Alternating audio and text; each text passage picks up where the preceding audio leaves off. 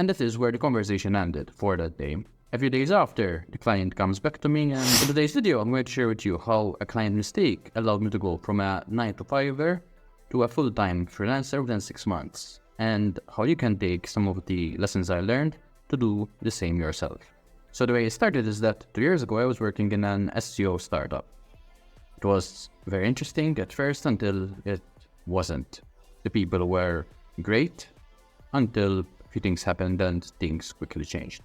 So I started looking to make the change, and that is when I stumbled across what is now one of my biggest clients. And the first gig that we worked on together, he sent me the task, I started working on it. It was quite a long article, and after a couple of days I delivered the article to him. I got a reply almost immediately. It was like, wow, that was very fast. And the second thing was, wow, this is very good work. And third was, but I made a mistake. I gave the article to someone else a few weeks ago, and the person has already delivered, so I don't know what to do. And I remember thinking that this can't be it. I invested all this time and effort into making this the best piece of work ever, because this was literally my first article that I wrote for this client. Anyway, and that is where the conversation ended for that day. A few days after, the client comes back to me and tells me that he has another piece of work and that he would pay me for the first piece of work, even though he wouldn't use it.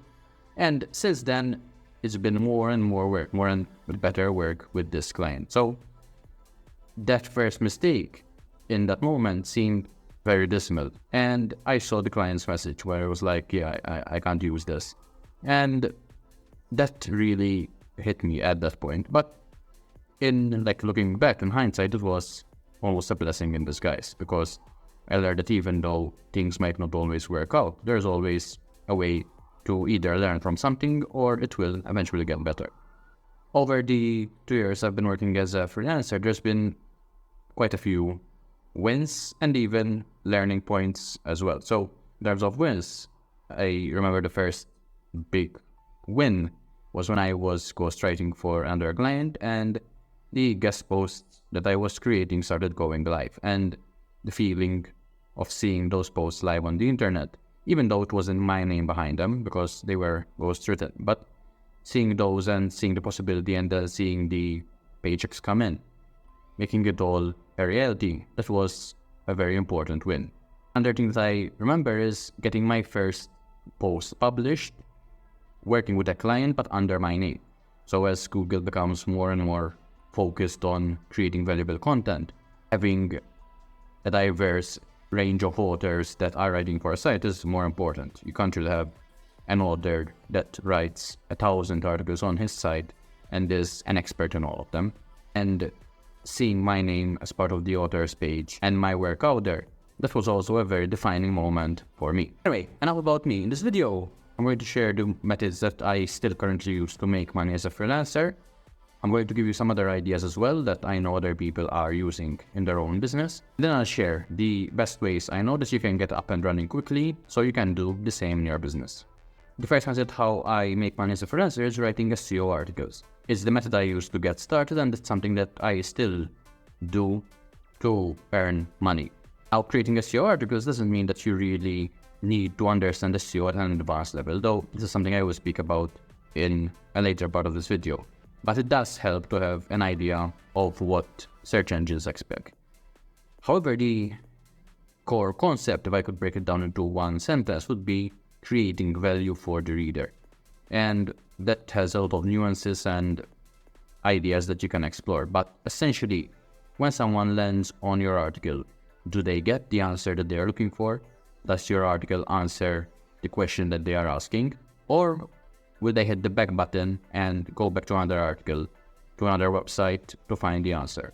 I also used to think that the longer the article, the better it would be. But over the years, I've also learned that this is not the case. If you can say something in 2 sentences, it's better than saying it in 5 and having 2 sentences filled with fluff. So this is also something important to consider. Keep your article as short as it needs to be, but at the same time explain in as much detail as you need to. It's also important to understand how keyword research works. Being able to see what people are searching for and the trends over time is important because it allows you to get in on the stuff that is important, on creating content around items that people want to know. There's no point in writing about stuff that people are no longer interested in. Now, keyword research might be its own video and course in and of itself, but it's also one thing to consider if you want to become a freelancer specializing in SEO articles. The next thing that I want to mention is providing SEO services. Apart from creating articles, there's also a lot of other SEO stuff that goes into ranking a website. So anything from creating a site audit, so the client already has a site that is running. This involves getting deep into what's working and what's not working with the site, seeing the pages that are actually contributing to driving traffic to the site, and the pages that are holding the site back from getting higher rankings. So doing a site audit and learning how to interpret the results that you get is a very important skill when offering these types of services. There's also creating a long-term content plan. What are the keywords that the client should be focusing on for quick, short-term results? So let's say the low-hanging fruit, and the long-term keywords that the client should focus on. So these are the keywords that are a bit more difficult to rank for, but will long-term lead to more results. Speaking of SEO services, I also have a learning experience that didn't quite end the way I wanted it to. So a few months ago, at the beginning of 2023, I partnered up with one of my ex-clients, and the idea was to start an SEO agency. We went through a very intense course together. We spent a lot of time together online as we were learning and implementing the stuff. But unfortunately, the results didn't quite come. There's a lot of things that didn't pan out, things that I learned from it, things that I'm sure the other person learned as well. I'm also grateful about the experience because I learned the things that worked and the things that didn't. For example, a few things that come to mind in terms of learnings were how to create a video sales letter, how to send cold emails and get responses. So these are just a few of the main ideas. On the other hand, I also learned a lot about how I would do things differently if I were to do it from the beginning again. For example, choosing a better niche. I feel that we went with too broad of a niche from the get-go, and this led to not getting the results that we wanted, which then kind of started the downfall of the whole process. If I were to do things differently, I would also ensure that we had better communication over time. So getting better, getting clearer in the way I communicated is also something I learned. So it's a great experience overall. I think it's a pity that things didn't work out, but I believe in not burning bridges, because you never know when you can work with someone again in the future and provide value to each other. The next way how I make money as a freelancer is doing copywriting.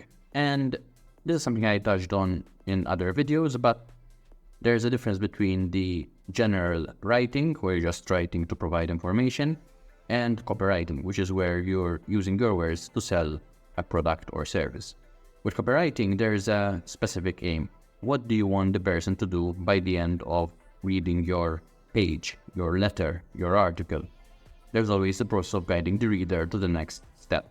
And in fact, at the end, I'll share with you one of my favorite copywriting frameworks that's super easy to implement, but really helps with this moving the person along from where he is to where he wants to be. When you get better at copywriting, and for me personally, this is a never-ending journey, and I love that it is like that, you get better at multiple skills as well. You get better at communication, because at the end of the day, we're always trying to share our ideas with others and getting them to see our point of view. And I think copywriting really allows you to do that.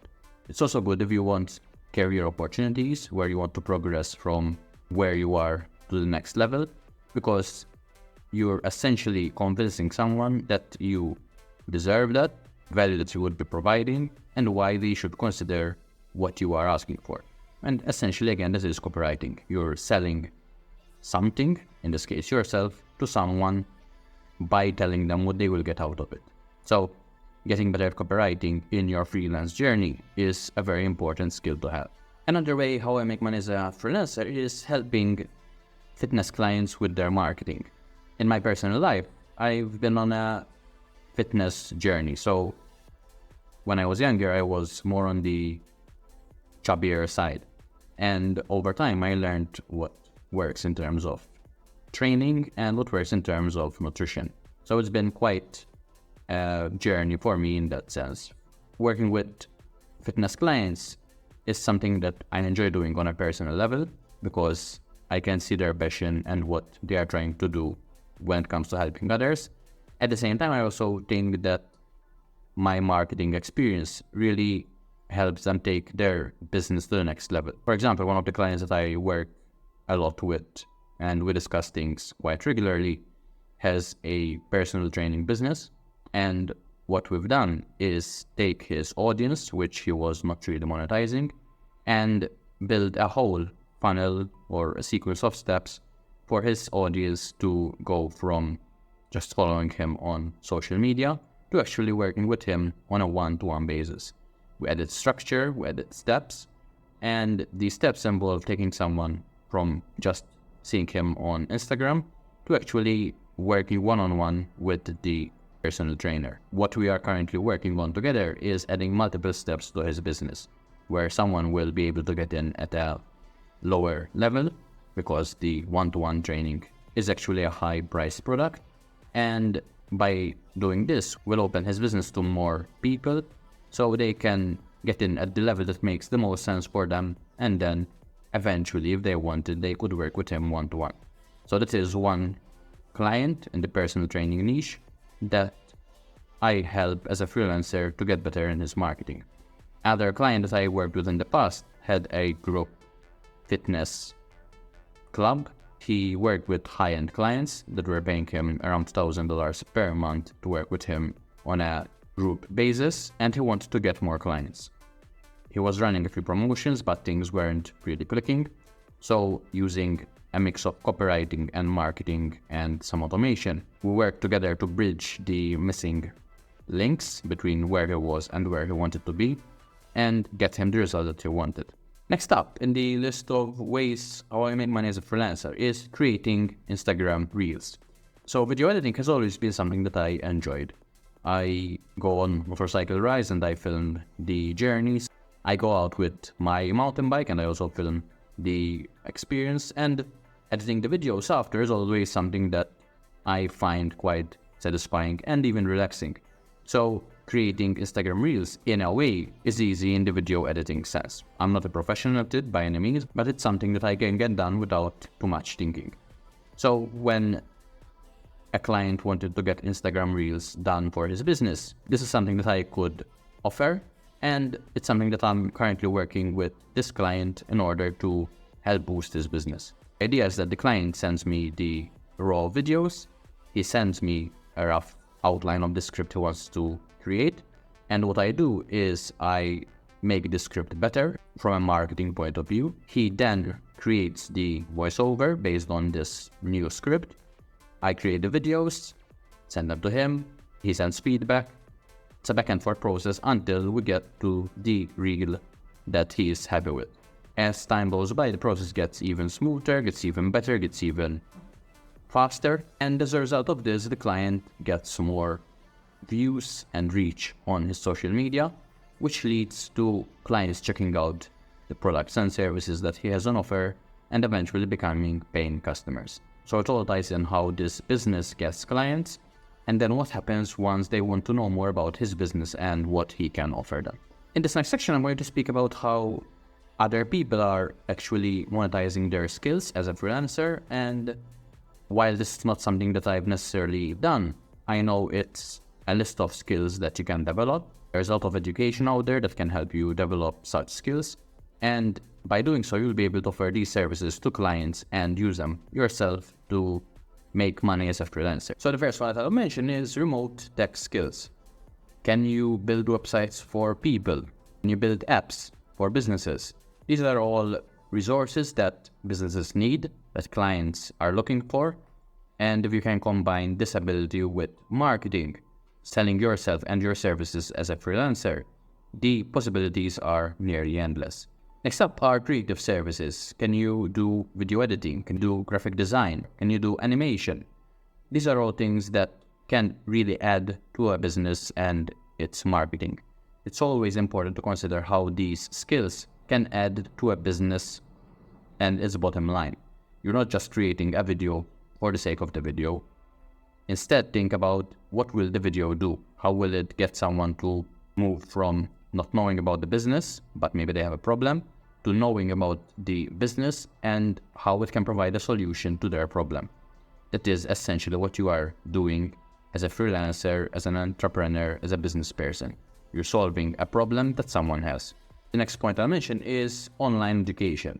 If you have knowledge that you can share with others to make their lives better, this is something that you can really excel with as a freelancer. There's a lot of platforms like Kajabi, Teachable, Thinkific that allow you to host your knowledge online. So all you then need to do once that knowledge is online is get people to come and access that knowledge. In return, they will pay you an amount for this knowledge. People pay for in order to access. The good thing is that you don't need to be the one with the knowledge. If you can find clients that have this knowledge but are not monetizing it well, and you can show them how you can make them more money by doing this process, by recording videos, by creating articles, and then getting people who want access to this knowledge, you can be the middleman without actually having the knowledge. And this is a beautiful thing. You're helping the business owner or the future business owner make more money. You're helping people with getting knowledge, and you're making money as a result.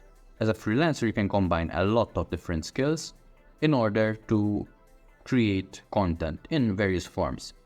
Because at the end of the day, some people prefer watching videos, others prefer listening to a podcast, others prefer to read. Being able to create content in different formats and suited towards different people is a very important skill to have as a freelancer. Again, the good thing is that there's a lot of content out there. So approaching someone with the knowledge and offering to turn that content into a different format can be one thing that you do.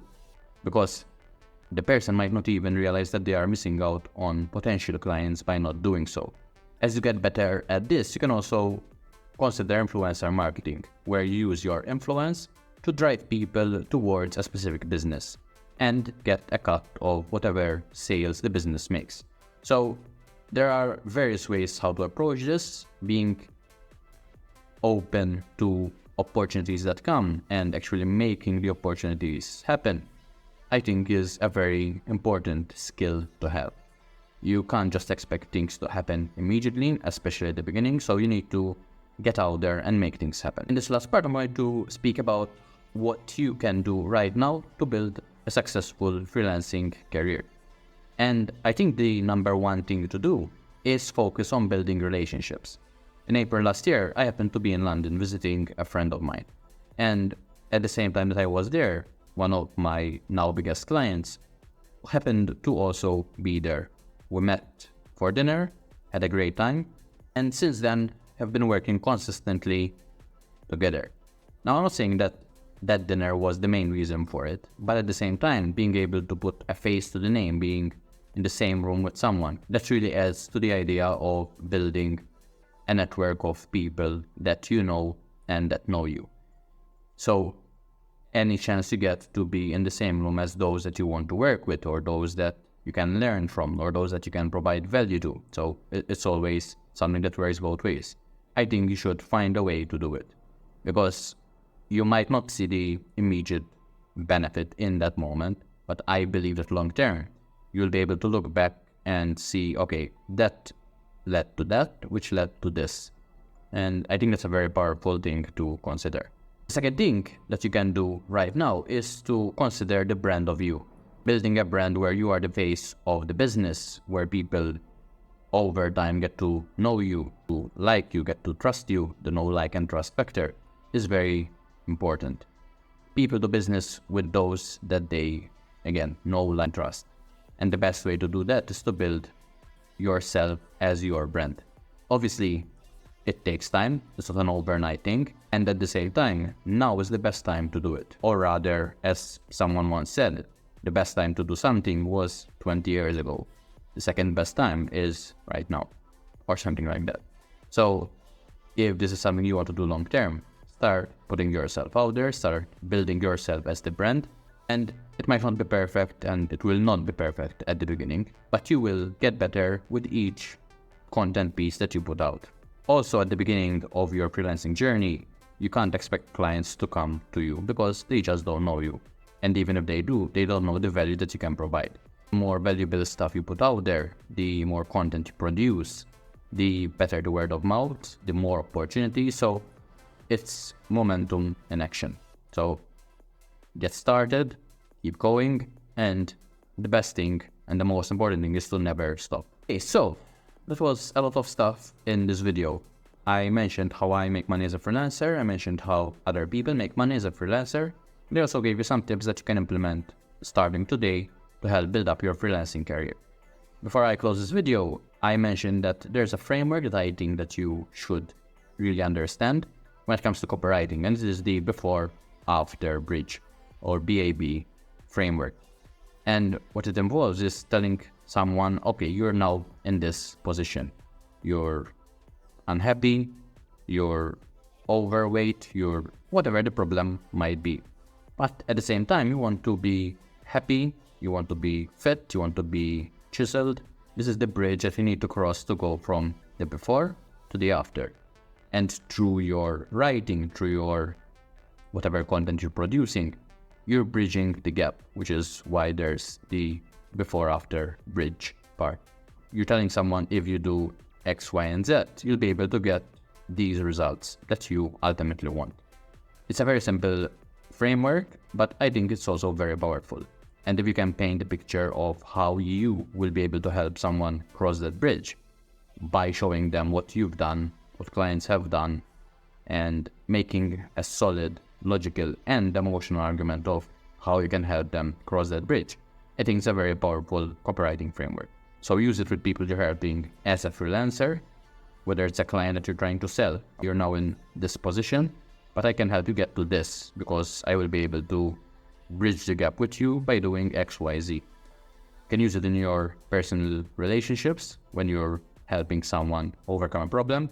There's literally many different ways how you can use this framework. So keep that in mind, use it. In the meantime, I hope that you enjoyed this video, that you got value out of it. If you have, check out the link in the description because I have a checklist that can help you get started with your freelance journey. And until the next video, take care.